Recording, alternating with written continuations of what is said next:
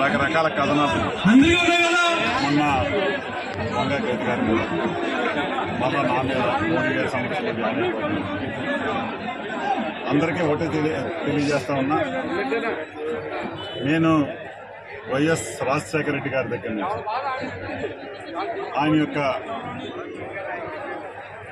ఆ రోజు 2004లో శాసనసభ్యుడిగా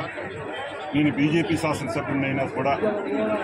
నాకు ఇచ్చినటువంటి గౌరవం, నా నియోజకవర్గ అభివృద్ధికి చేసినటువంటి విధానం, నేను ఆజన్మాంతం ఆ కుటుంబానికి రుణపడి ఉంటానని చెప్పాను.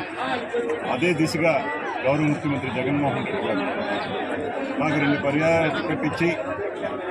మరలా ఒకసారి ఓడిపోయినా మరలా నాకు టికెట్ ఇచ్చి ప్రోత్సహించినటువంటి జగన్మోహన్ రెడ్డి గారు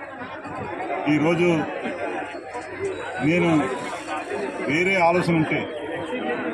వేరే అన్ని పార్టీలు కూడా నాకు ఆపించినటువంటి వాస్తవం,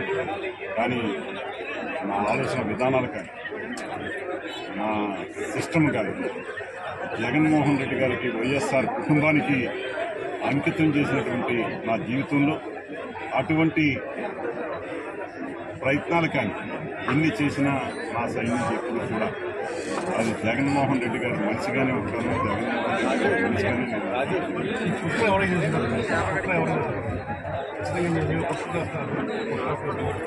ఇది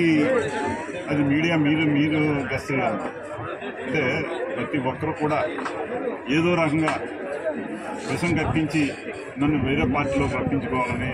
వాళ్ళందరూ కూడా విశ్వప్రయత్నం చేస్తున్నారు. అన్ని రకాలుగా కూడా టీడీపీ చేసానికి ప్రయత్నం చేస్తున్నప్పటికీ